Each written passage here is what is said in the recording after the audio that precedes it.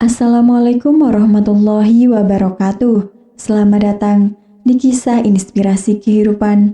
Kali ini akan disajikan sebuah kisah inspiratif yang faktanya pun sudah terjadi dan semoga menjadi penguat hati Anda. Wajahnya rusak demi menyelamatkan suaminya. Ibu mertua lalu mengusirnya. Dia terkejut ketika membuka koper saat pindah. Namaku Zangkia, kenal dengan suami dari seorang teman. Keluarga suamiku berasal dari kota, memiliki usaha toserba di kota. Kondisi ekonomi jauh lebih baik daripada keluargaku. Awalnya aku tidak mau bertemu karena kondisi ekonomi keluarga yang terpaut jauh. Ada seorang gadis dari desa, punya ibu yang terbaring sakit di rumah. Sementara kesehatan ayah juga tidak begitu baik. Tetapi temanku bilang sudah terlanjur membuat janji ketemu. Akhirnya mau tidak mau aku pergi menemuinya. Dan kesan pertama aku merasa suamiku itu lumayan juga. Kemudian aku mencoba menjalaninya dulu. Setelah memastikan hubungan lebih serius, suatu hari aku diajak ke rumahnya. Orang tuanya tidak terlalu menyukaiku. Aku menyadari itu karena kondisi ekonomi keluargaku yang tidak sepadan. Mereka merasa aku tidak pantas bersanding dengan putranya, tetapi putranya hanya mau menikah denganku. Akhirnya orang tua mau tidak mau setuju. Aku juga tidak mempermasalahkannya. Yang penting suamiku bisa bersikap baik kepadaku. Itu sudah cukup. Setelah menikah, mertuaku tidak pernah lagi ke toko. Kami berdua yang mengelola toko itu, mulai dari belanja, menghitung sirkulasi barang, dan sebagainya. Setiap hari bukan main lelahnya. Suatu malam saat akan tutup toko dan pulang, gudang ini di dalam toserba tiba-tiba terbakar. Suami bergegas memadamkan api, dan aku juga ikut masuk ke dalam karena takut terjadi apa-apa dengan suamiku.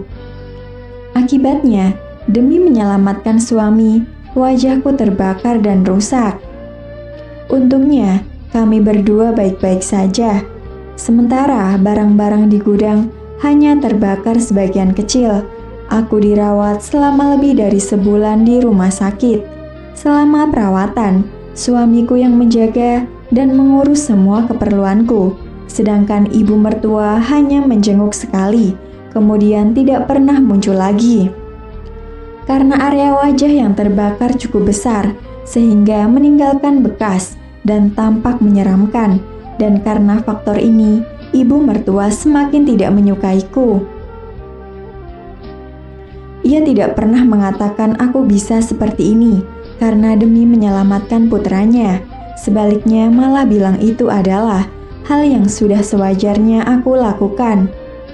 Ditambah lagi, perkawinanku yang sudah berjalan beberapa tahun, aku belum punya anak, sehingga semakin menambah kebencian ibu mertuaku, dan wajahku sekarang juga rusak.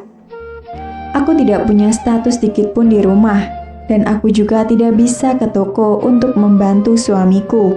Aku tak tega melihatnya, yang pastinya kelelahan setiap hari, tanpa ada yang membantu. Ibu mertuaku selalu memprovokasi suamiku untuk menceraikanku. Hingga akhirnya, suamiku pun tidak tahan lagi dengan tekanannya, mengajukan cerai dan memberiku 1 unit rumah sebagai kompensasi. Pada hari itu, ibu mertua memintaku untuk pindah. Aku pun mengemasi barang-barangku dan pergi sambil menitikkan air mata. Aku tidak pergi ke rumah yang baru. Aku pulang ke rumah ibuku. Aku membuka koper dan merapikan barang-barang. Ketika mengeluarkan pakaian, aku melihat sesuatu di bawah tumpukan barang-barangku dan aku terpaku. Itu adalah foto. Manisku bersama suami dari awal kenalan sampai menikah. Selain itu juga sebuah buku tabungan dan sepucuk surat. Ternyata suamiku takut aku akan menderita di luar, jadi ia menabungkan 500 juta rupiah dalam buku tabungan untukku. ia menyelinapkan semua itu tanpa sepengetahuan ibunya. Aku terpaku sambil melihat foto-foto kenangan bersama suami, dan tanpa bisa ditahan lagi, aku pun menangis sambil memandangi foto itu. Rasa cinta ini berdua masih ada, tetapi kenyataan membuat kami tidak bisa bersama. Mungkin ini akan lebih baik baginya, juga untukku. Kami hanya memilih cara lain untuk saling mencintai. Demikian kisah yang bisa kami sampaikan. Semoga bisa bermanfaat untuk kita semua. Akhirul kalam, lillahi taufiq wal hidayah. Wassalamualaikum warahmatullahi wabarakatuh.